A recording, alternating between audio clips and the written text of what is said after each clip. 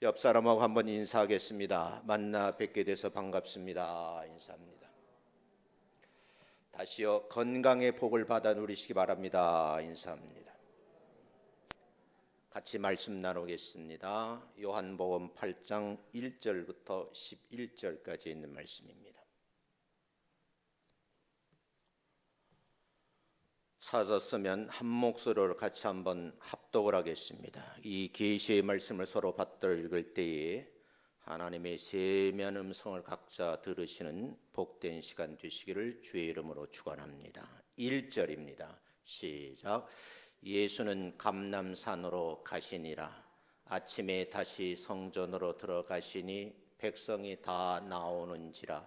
그들을 가르치시더니 서기관들과 바리새인들이 음행 중에 잡힌 여자를 끌고 와서 가운데 세우고 예수께 말하되 선생이여, 이 여자가 간음하다가 현장에서 잡혔나이다.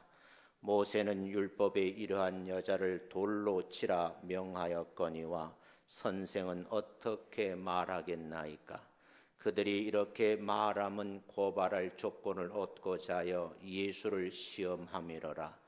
예수께서 몸을 굽히사 손가락으로 땅에 쓰시니 그들이 묻기를 마지 아니하는지라.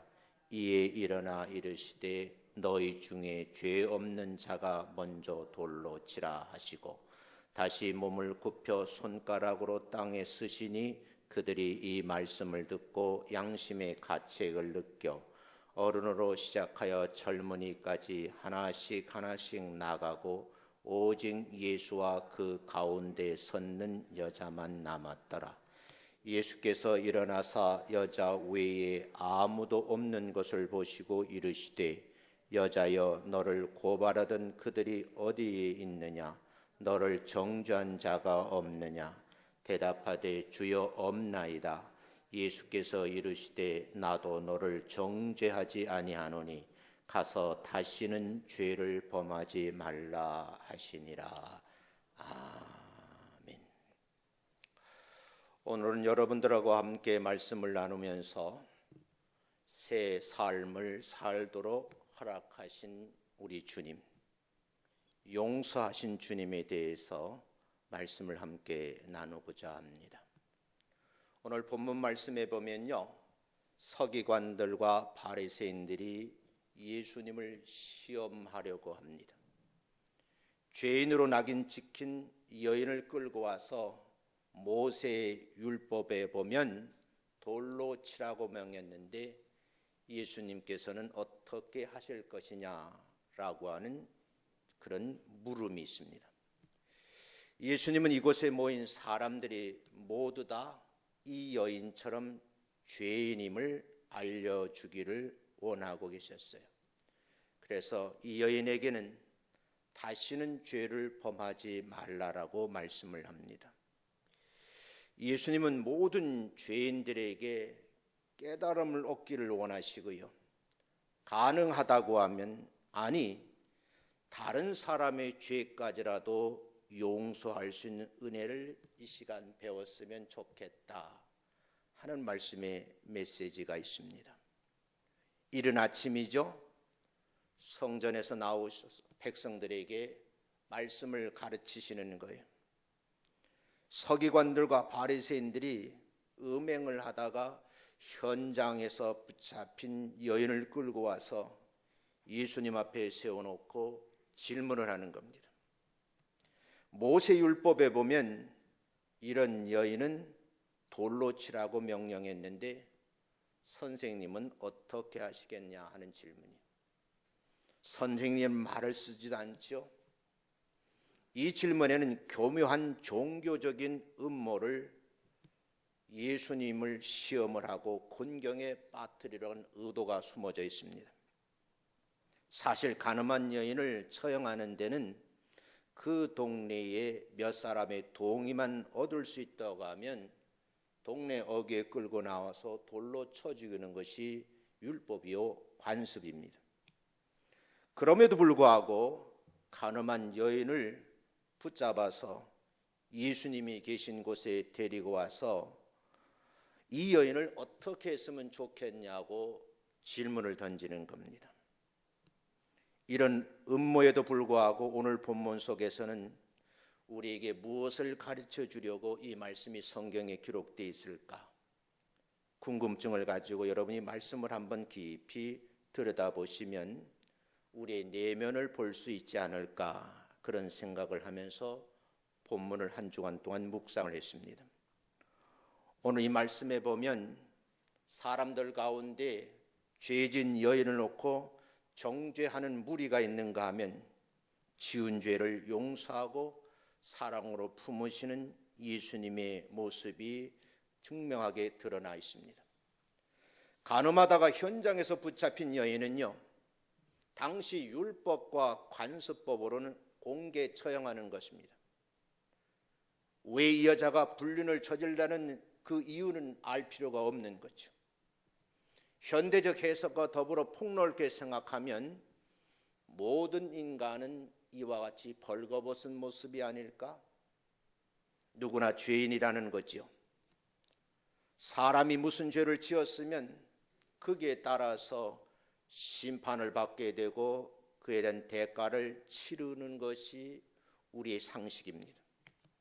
여기서 중요한 것은 죄인이 죄인을 정죄한다는 것이 문제가 있는 거예요.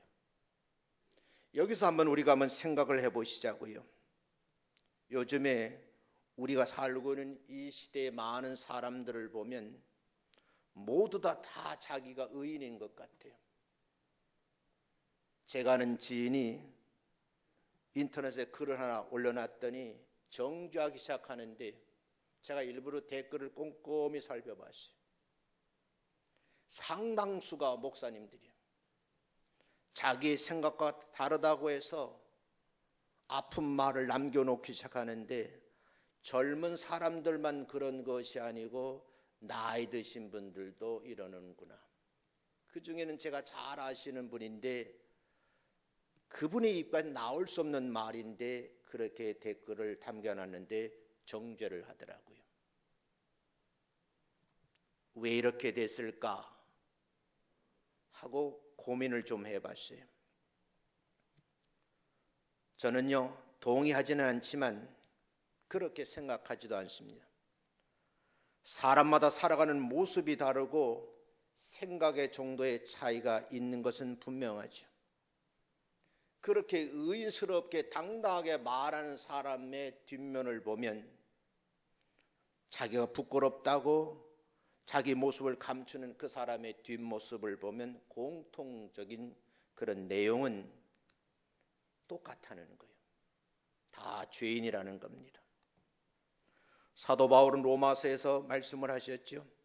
의인은 없다. 한 사람도 없다 그래요. 모든 사람들이 죄를 범하였기 때문에 하나님의 영광에 이르지 못한다. 그렇게 말씀을 하셔요. 죄인 아닌 사람이 없습니다. 간음하다가 붙잡힌 이 여인을요, 고소한 서기관들과 바리새인들도 사실은 내면을 보면 똑같이 냄새나는 사람이 아닐까요? 굳이 다른 점이 있다고 하면 이 여인은 죄를 짓다가 현장에서 붙잡혀서 그 정체가 드러났다는 것이고요. 그를 잡아온 바리새인들과 선생님들은 감추어져서 드러나지 않아서 그 법의 잣대에 면하게 됐을 뿐이라는 거죠. 여러분, 우리가 한번 깊이 생각해 볼 필요가 있어요. 서기관들과 바리새인들을 포함한 다른 사람들도 죄를 지었는데 아직까지 드러나지 않을 뿐이지 그 내면의 실체가 드러나면 또 다른 사람이 고소 고발하지 않을까요? 양심에 지금도 누굴 해코지하고 싶고 고자질하고 싶고 고소 고발하고 싶은 생각이 들지 않느냐고 마음속에 소리가 들리지는 않는지요. 내가 하나님 앞에서 스스로 죄인임을 인정하는 한 그 어느 누구에게도 정죄할 수 없는데도 불구하고 우린 습관처럼 많은 사람들을 심판대에 올려놓고 정죄를 하는 거죠. 우리는 음행으로 붙잡힌 여인의 모습을 볼 수 있어요. 예수님 앞에 와서 고소하는 사람들의 얼굴을 쳐다볼 수가 없는 거예요. 자신의 허물과 죄를 돌아보고 깊이 성찰할 수 있는 기회를 삼아야 되는데 오히려 모든 사람들이 예수님의 답이 떨어지는 순간 율법이다 하고 돌멩이를 들어서 그 마을에서 공개 처형하려고 하는 무리들입니다. 사실은요, 여러분과 제가 이 무리들 속에 끼어 있지 않느냐고 묻고 싶은 거예요. 우리는 곰곰이 생각을 해봐야 돼요. 함부로 남에 대해서 말을 많이 하는 거예요. 자기 말이 다 옳은 것처럼 얘기를 하는 거예요.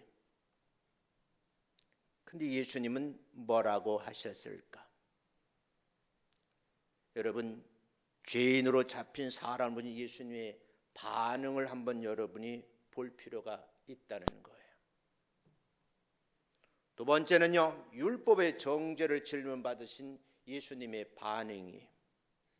모세 율법에 따르면 남자가 유부녀와 통간하거나 결혼한 여자가 다른 남자와 간음하는 경우에는 남녀 모두를 돌로 쳐 죽이도록 그렇게 규정이 되어 있습니다. 한번 읽어보겠습니다. 신명기 22장 22절부터 24절까지 같이 한번 읽습니다. 시작. 어떤 남자가 유부녀와 동침한 것이 드러나거든 그 동침한 남자와 그 여자를 둘 다 죽여 이스라엘 중에 악을 제할지니라. 처녀인 여자가 남자와 약혼한 후에 어떤 남자를 그들 성읍 중에서 만나 동침하면 너희는 그 둘을 둘 다 성읍 문으로 끌어내고 그들을 돌로 쳐 죽일 것이니 그 처녀는 성 안에 있으면서도 소리 지르지 아니하였으며 그 남자는 이웃의 아내를 욕보였습니다. 너는 이같이 하여 너희 가운데서 악을 제할지니라. 신명기 22장 22절부터 24절에 보면 공통적인 것이 있어요. 공동체에서도 그렇고 개인의 마음속에서도 그렇고 그 악을 제하라고 말씀을 하시죠. 지금 우리가 이 장면 속에서 곰곰이 생각할 것은 뭐냐 하면 내 안에 악한 모습이 있는지를 들여다보셔야 돼요. 그리고 그것이 있노라고 생각이 들면 뼈를 깎는 아픔을 가지고 내 성품에서 제거해 내셔야 된다는 거죠. 간음한 남녀를 두세 증인만 있으면 누구에도 물어볼 것도 없이 현장에서 즉결 처형할 수 있는데 그렇게 한다고 해서 법에 저촉되는 것도 아닌데 사람들은 이 여인을 예수님 앞에 끌고 온 거예요. 엄밀히 말하면 율법은요 냉엄하거든요. 비정하다고 말할 수가 있어요.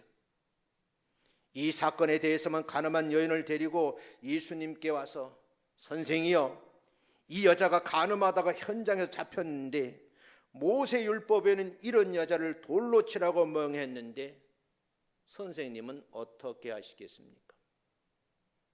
같이 피를 묻히자는 말일까요? 그래서 예수님께서는 8장 4절 5절 이렇게 답을 하시 함께 읽어보겠습니다. 시작.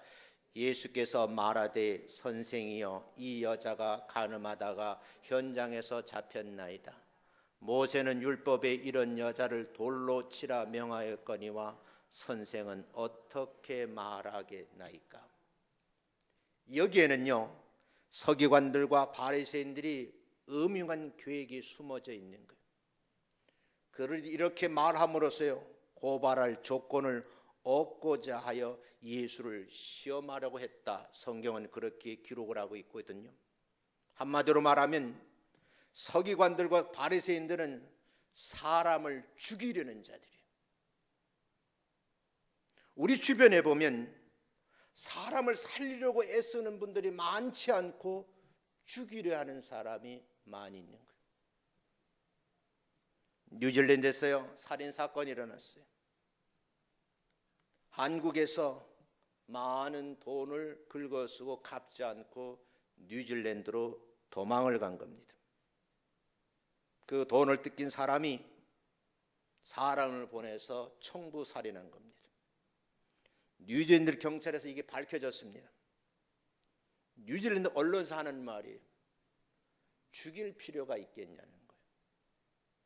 그를 살려서 함께 일하고 돈을 받을 생각을 왜 안 하느냐고 그렇게 반문하는 기사가 실렸어요.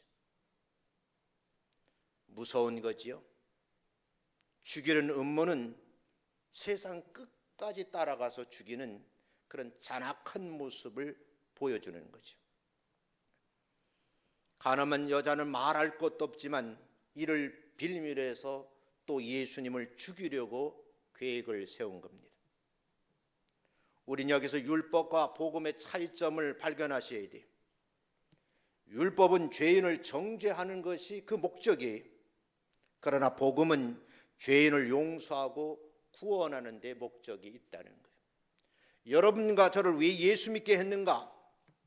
그 물음 한마디는 사람을 정죄하고 죽이려고 교회에 출석하게 하고 예수를 믿게 한 것이 아니라 죽어가는 생명을 살리려고 여러분과 저를 쓰시는 줄로 믿습니다. 그렇다고 하면 쓰임받으려고 하면 오늘 본문에 기록된 말씀처럼 마음속에 더럽고 냄새나고 추악한 생각들을 어떻게 제거하셔야죠. 그것이 교회의 기능이기도 해요. 그런데 여러분, 교회가 이 기능을 상실했다고 말하는 사람들이 많이 있어요. 저도 안타깝지만 그래요.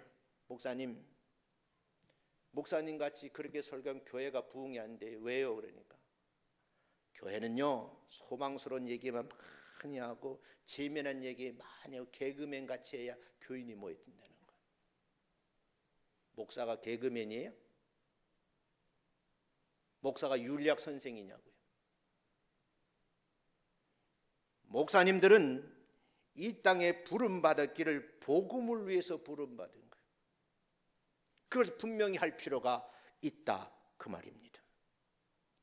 율법으로는 자기 자신에게 교훈을 삼을 수 있어야 돼요. 복음으로 용서와 사랑을 품어야 할 뿐만 아니라 구원과 영생을 체험할 수 있도록 도와주는 진짜 예수쟁이 친구가 되시기를 주의 이름으로 축원합니다.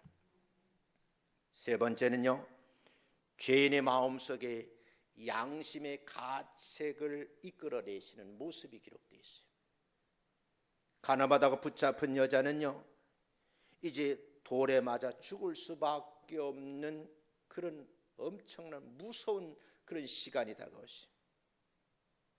다행스러운 것은 예수님 앞에 끌려왔다는 거예요. 예수님을 죽이려 하는 무리들이 예수님 앞에 끌고 나오는데 죽으러 왔는데 살아나는 기적이 일어났어요. 서기관과 바리새인들은요, 이 여자가 가늠하다가 현장에 잡혔다고 그랬거든요. 모세는 이 율법에 이런 여자를 돌로 치라고 명하라고 했는데 선생님에게 공을 던진 거예요. 저는 이런 생각을 해봤어요. 세상의 모든 문제가 참으로 억울한 일도 있죠. 고통스러운 일도 있고 아픈 일도 있어요. 그 일을 한번 예수님 앞에 내어놓는 건 어떨까? 그렇게 사람을 정죄하고 감옥에 집어넣고 고통을 줘서 그것이 어떠하느냐? 그것이 직성이 풀릴까? 그런 생각을 해보는 거예요. 예수님은 그들에게 깨달음을 주기를 원하셨어요. 엄연한 죄인임에도 불구하고 이 여인을 정죄하는 어리석음을 보시고 대항할 가치를 못 느끼신 것 같아요. 그래서 성경에 보면 마음에 흥분이 일어나셨겠죠. 그들에게 무슨 말을 해도 귀에 들리지 않을 것이라는 판단을 하신 것 같아요. 성경 본문에 보면 예수님께 몸을 굽히시고 땅에다가 손가락으로 글을 쓰신 거예요. 무슨 글을 쓰셨는지 우리는 알 수는 없지만 그러나 분명한 것은 말을 하지 아니하고 글을 쓰셨다는 거예요. 지금 이 순간에 예수님의 말 한마디면 벌떼같이 대들어서 이 여인을 돌로 쳐 죽일 상황인 거예요. 긴급한 상황이. 만약에 이 여인이 예수님의 눈을 쳐다봤다고 하면 정말 간절한 마음으로 살려줄 수 없겠냐고 외치지 않았을까요? 그런데 여러분, 예수님은 이 여인과 같이 눈을 맞추시고 낮아지셨어요. 흥분한 사람들을 그런 감정을 진정시킬 수 있도록 시간을 준 겁니다. 여기에 보면 예수님의 지혜가 번뜩이는 거예요. 이 여자를 살리는 현명한 방법이 뭘까 고민을 하신 거예요. 그리고 많은 사람들이 돌을 들고 쳐다본 그 순간에 땅바닥에다가 글을 쓰기 시작했어요. 계속해서 예수님께서 한마디 결론 내리길 원하셨어요. 율법의 결론은 분명하잖아요. 현장에서 붙잡힌 여인이니까 돌로 쳐 죽이는 거예요.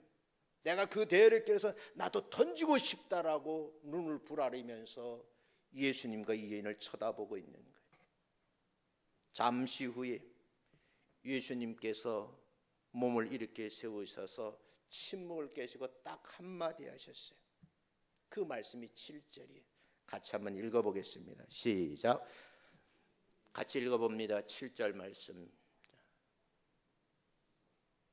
시작.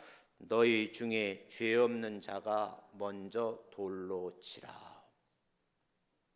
예수님의 판단은 이 세상에 그 어떤 사람도 죄 없는 사람이 없는 거죠. 죄 없는 자가 있다고 하면 너희들이 먼저 돌로 치라는 거예요. 어쩌면 폭탄 선언이거든요. 예수님의 이 한마디 말씀에 그들의 양심의 소리가 박동치는 거예요. 들고 있던 돌멩이가 힘없이 땅바닥에 굴러 떨어지는 겁니다. 9절에 보면 이 양심의 소리가 막 들려오니까 돌멩이가 굴러 떨어지면서 어른으로 시작해서 젊은이까지 한 사람씩 한 사람씩 그 대열에서 일탈되는 모습이 9절에 기록되어 있어요. 죽을 죄를 짓고 예수님의 끌려온 여인은요, 예수님이 큰 울림의 말씀 한마디에 살아라는 기적을 체험한 거예요. 그렇구나. 나는 현장에 잡힌 간음한 여인인데 세상 사람들도 같은 사람들 아닐까? 왜냐요? 그 이유는 뭘까요? 나 같은 여인의 몸뚱아리를 탐하던 모든 남자들이 돌멩이를 들고 서 있잖아.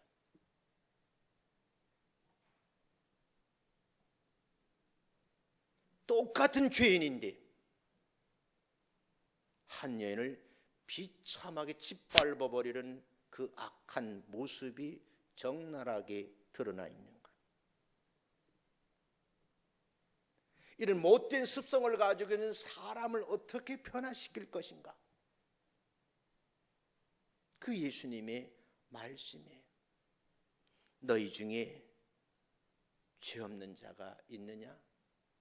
있다고 하면 먼저 돌을 들어 치라는 거예요. 여러분, 그렇게 많은 사람들이 모여들어서 돌팔매질을 하려 했던 사람들이 예수님의 말씀을 듣고 한 사람씩 그 대열에 이탈된 겁니다. 갑자기 분위기가 숙연해진 거예요. 그런데 그곳에는요, 예수님과 이 여인밖에 남지 않은 거예요. 저는 이 장면을 그림으로 그려보면서 마음에 울림이 오고 눈물이 나더라고요. 나 같은 사람도 구원하셔 쓰시려고 이렇게 하셨구나. 이 시대에 양심의 소리를 들을 수 있도록 회복시키는 예수님의 모습을 본 거예요. 지금은 화인 맞은 양심을 가진 자들이 너무 많다는 거예요. 심지어는 교회 안에도 있어요. 여러분, 너무너무 부끄럽고 얼굴 뜨거워서 말을 못하는 거예요. 이 원고 속에 있는 얘기 제가 다 못하겠어요. 이웃 교회에서 있었던 일인데 소개시키고 싶었어요.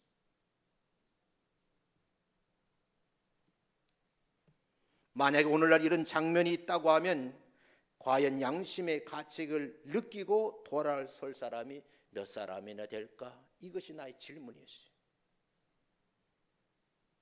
그리고 나라면 이 여인에게 무슨 말을 했을까? 예수님은 10절에 이 여인하고 대화 속에서 여인이 울 수밖에 없는, 회개할 수밖에 없는 또한 말 한마디를 하시는 거예요.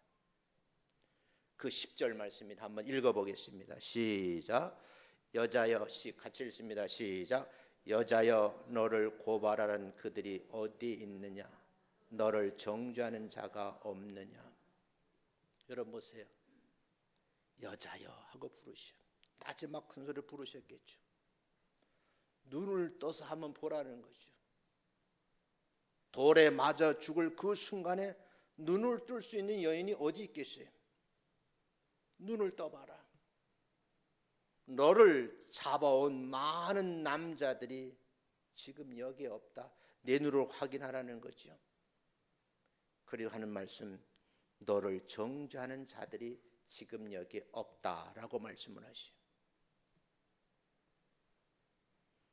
이 여인은 쥐구멍만 있으면 들어가고 싶은 그런 참으로 안타까운 심정을 가지고 있는 거예요. 대답을 할 수가 없어요. 그래서 내가 좀 이야기를 빌리면 예수님 앞에서 목이만한 소리로 답을 한 것이 11절이에요. 여인이 뭐라고 답을 한지 아세요? 한번 읽어보겠습니다. 시작. 들릴 듯 말 듯하게 예수님한테 주변 사람들은 안 들려요. 주님, 그 사람들이 주변에 없습니다. 이 말이에요. 그리고 세 번째 들려줄 말씀인데 이 말씀이 아주 중요한 말씀이 11절에 기록이 되어 있어요. 같이 읽습니다. 시작.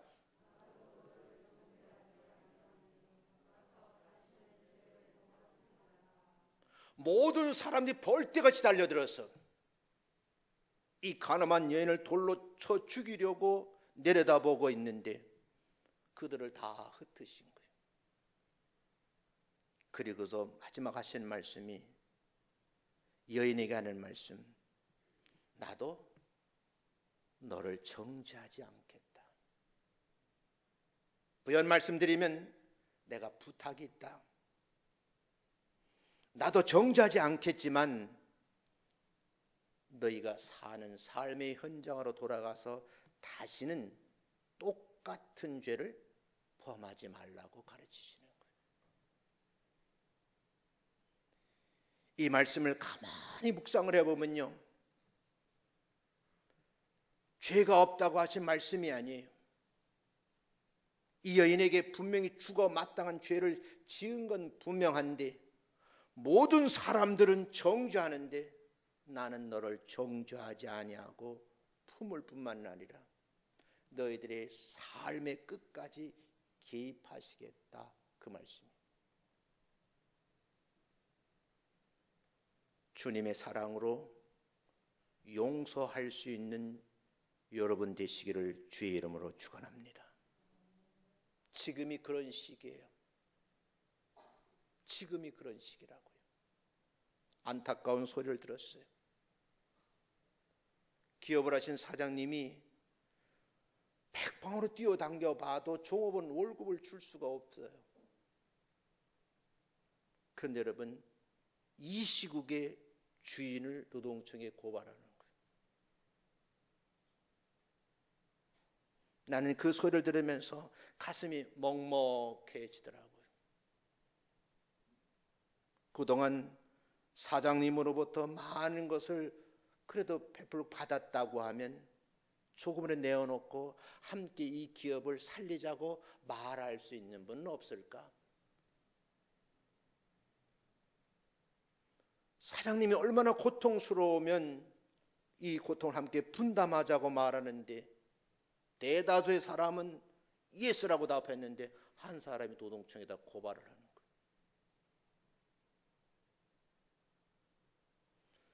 마음이 참 불편해요.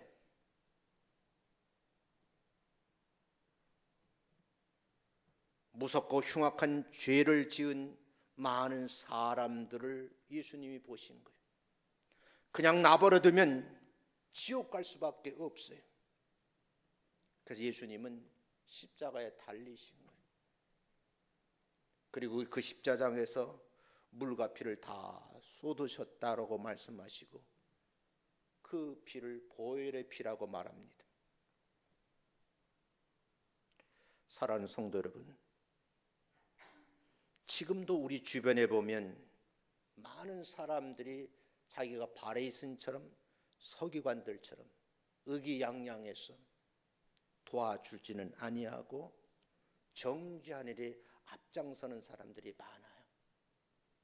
적어도 이 작은 교회 출석하는 성도님들은 개인 사업이든 직장이든 여러분이 출근하시고 사업장에 가시면 넉넉한 마음으로 품고 용서하시고 보듬어 주시는 여러분 되시기를 주의 이름으로 축원합니다.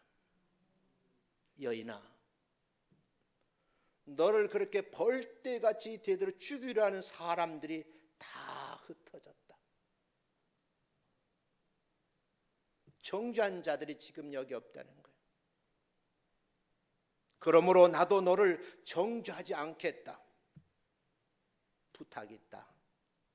가서 다시는 그런 죄를 짓지 말고 내가 보여준 용서하는 마음, 사랑으로 품는 마음을 가지고 일평생 살았으면 좋겠다. 이게 후렴에 써져 있는 것 같아요. 여러분과 제가 이 어려운 시기에 함께 살아가면서 용서할 수 있는 넉넉한 마음을 가지고 살아가시기를 주의 이름으로 축원합니다. 그래야 마음속에 자유함이 있어요. 그 자유를 누릴 줄 아는 사람이 그 사람이 평강의 복을 받은 사람이에요. 그런 사람들이 삶의 주인공이 돼야지만 이 세상이 밝아지는 거예요. 그 역할을 잘 감당해 줄 줄로 저는 믿어요. 여러분, 간음했다고 함부로 정죄하는 그런 못된 습관을 버리시고요. 이제는 그분들을 가슴으로 품으시자고요. 다독거려 주시자고요. 어루만져 주시자고요. 말 한마디로 따뜻하게 말해 주자, 그 말이에요. 그거 잘 안 된다고요? 고치셔야 돼요. 나 때문에 상처받은 사람들이 많아요. 나 때문에 고통스러운 신음소리 하는 사람이 많다고요. 나는 돌멩이를 들지 않고 있다고 말하는데 그보다 더 무서운 무기를 들고 상대방을 공격하고 있지는 않는지요. 저는 오늘 이렇게 결론을 맺고 싶습니다. 정말 예수님처럼 이런 폭탄 선언을 할 수 있는 주인공이 됐으면 좋겠다. 한 여인을 하나님의 나라로 불러들이는 오면 하나님의 섭리가 이 성경 속에 고스란히 들어있는 거예요.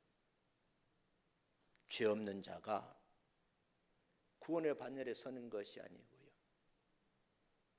죄 있는 자가 그 죄를 뉘우치고 하나님의 사랑을 깨닫고 그 품으로 돌아오면 모든 것이 다 용서가 되는 겁니다. 그 용서의 대상자들에게 내가 예수를 믿는다고 하면서 폭언을 쏟아붓고 말할 수 없는 행동을 통해서 아픔을 준다고 하면 우리가 한번 재고해 보아야 되지 않을까 하는 그런 생각이에요. 이 말씀 속에서 진정한 자유와 평화를 느끼시면서 삶 속에 여유가 있으시기를 주의 이름으로 축원합니다.